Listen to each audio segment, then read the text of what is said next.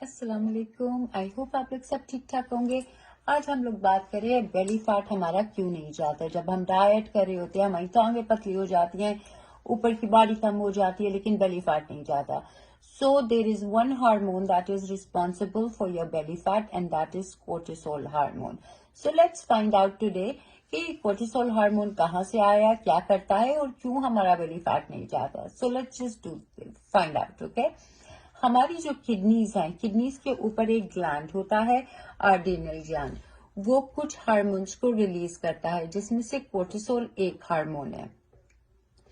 और जब वो रिलीज होता है, हम सबको पता है कि कोर्टिसोल, अगर आपको स्ट्रेस होता है तब कोर्टिसोल रिलीज होता है, और जब स्ट्रेस होता है तो हम ज्यादा खा लेते हैं। लेकिन इसका एक साइंटिफिक रीजन है and that I will explain it to you कि ऐसा क्यों होता है।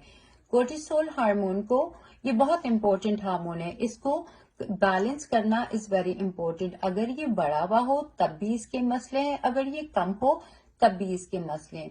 अगर ये बढ़ा हुआ होता है तो ऑफ कोर्स आपका बेली फैट की वजह, बेली फैट बनता है, आपको ब्लड प्रेशर होता है, आपको विटामिन डी डिप्लीट होता है, वो खत्म होने लगता है, आपको कोलेस्ट्रॉल होता है। अगर आपका ये हार्मोन बढ़ा हुआ होता है और आपका फैट डिपॉजिट होने लगता है तो आपको इरिटेबल बाउल सिंड्रोम, एसिडिटी और पेट के और प्रॉब्लम्स शुरू हो जाते हैं।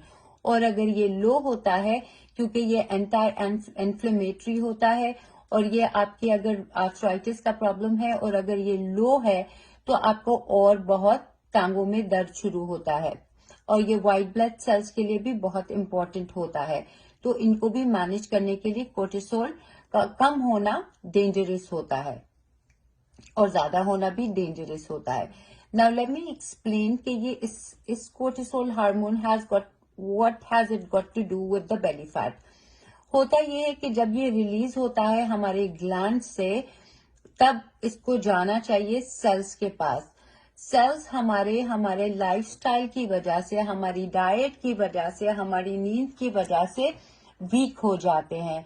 हमने अपना लाइफस्टाइल अच्छा नहीं रखा हुआ होता, अपना वजन बढ़ाया हुआ होता है, तो हमारी सेल्स उसे एक्सेप्ट नहीं करते और वो रेजिस्ट करते हैं कोर्टिसोल को आने से। जैसे आपने सुना होगा इंसुलिन रेजिस्टेंस, तो ये कोर्टिसोल रेजिस्टेंस होती है। फिर कोर्टिसोल के पास कोई जगह नहीं होती जाने को, तो ये क्या करता है कि आपकी ब्लड स्ट्रीम में चला जाता है। और जब ये ब्लड स्ट्रीम में जा रहा होता है तो ये आपका जो बॉडी का जो प्रोटीन होता है उसको ब्रेक करना शुरू कर देता है। और जब प्रोटीन ब्रेक होता है तो ग्लूकोज रिलीज होता है, और जब आपकी बॉडी में बहुत ज्यादा ग्लूकोज जमा हो जाता है तो वो एज अ फैट स्टोर होता है।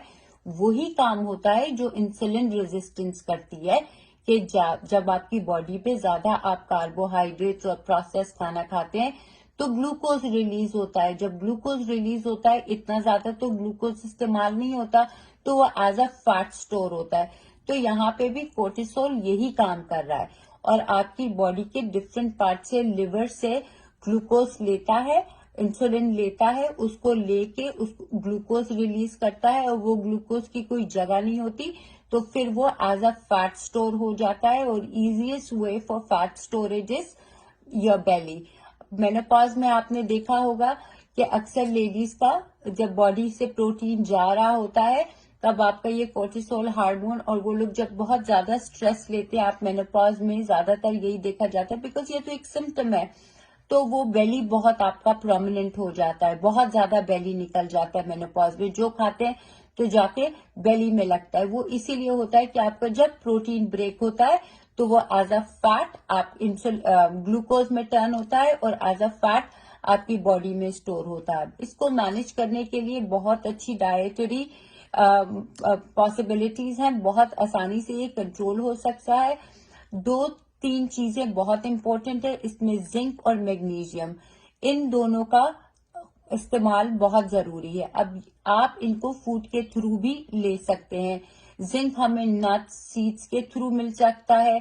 मैग्नीशियम हमारी नींद जब पूरी होती है तब हमें मैग्नीशियम मिल जाता है। मैग्नीशियम हमें खाने से मिलता है।